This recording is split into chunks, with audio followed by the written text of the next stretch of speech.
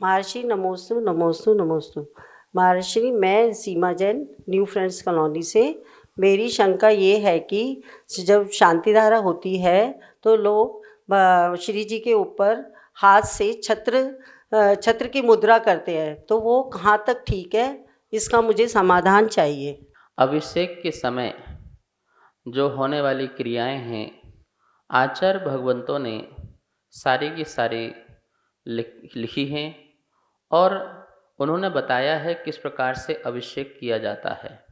आप देखिए कितने आचार्यों के, प्राचीन आचार्यों के अभिषेक पाठ मिलते हैं और उसमें भगवान को लाना, पीठ में बिठाना, श्री बनाना और फिर मंत्र बोल करके अभिषेक करना और अंत में अर्घ चढ़ाना, इस प्रकार की वहाँ क्रिया दी गई है और कोई एक्स्ट्रा क्रिया नहीं दी गई है। जैसे कि अभिषेक हो जाने के बाद या शांति धारा हो जाने के बाद फिर उसमें छत्र अर्पण करना या चमर अर्पण करना, ऐसा कहीं भी प्राप्त नहीं होता है।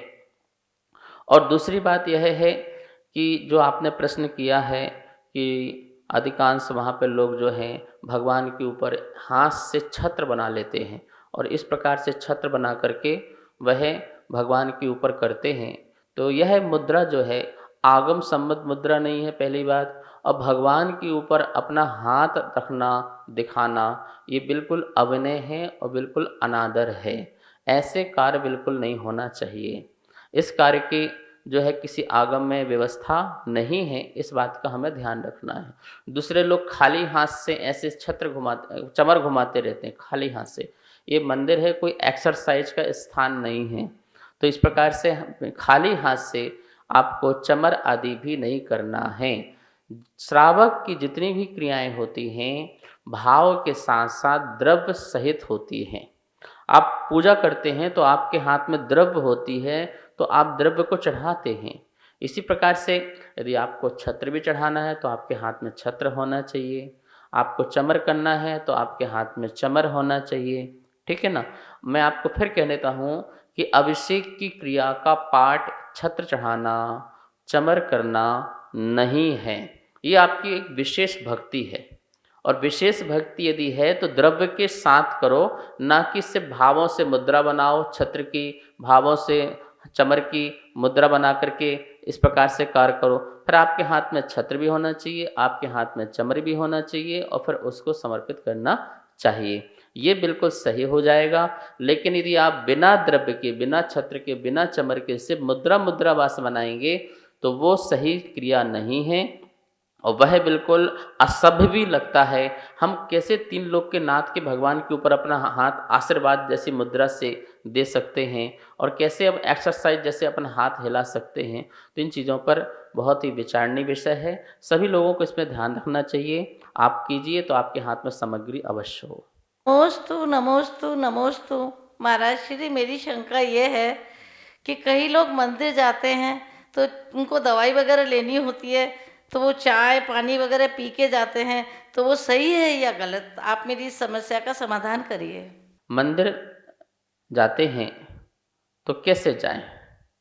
तो देखिए, मंदिर जाते समय हमें बिल्कुल ध्यान रखना है, प्रातः काल उठो, प्रातः काल उठ करके अपनी नित्य क्रियाएं करो और कुल्ला आदि करके आप जो है मंदिर जाएं, दर्शन करें।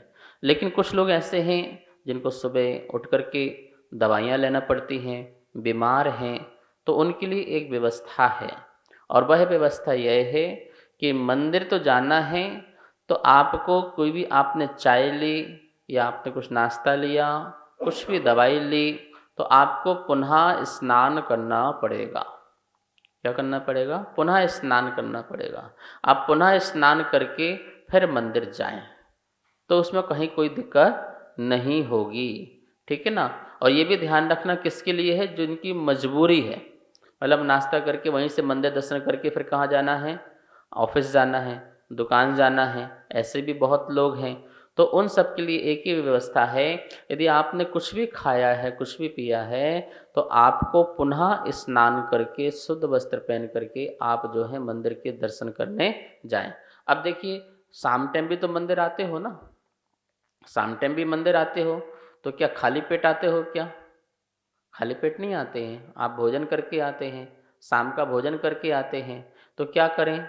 शाम को जब भोजन करके आते हैं तो उस समय भी यदि आप ध्यान रखें तो हम जो है दर्शन करने ऐसे आ सकते हैं हाथ पैर धो करके, लेकिन प्रभु का अभिषेक करना हो, क्या करना हो? यदि प्रभु का अभिषेक करना हो, पूजन करना हो, तो आपको पुनः क्या करना पड़ेगा? स्नान करना पड़ेगा।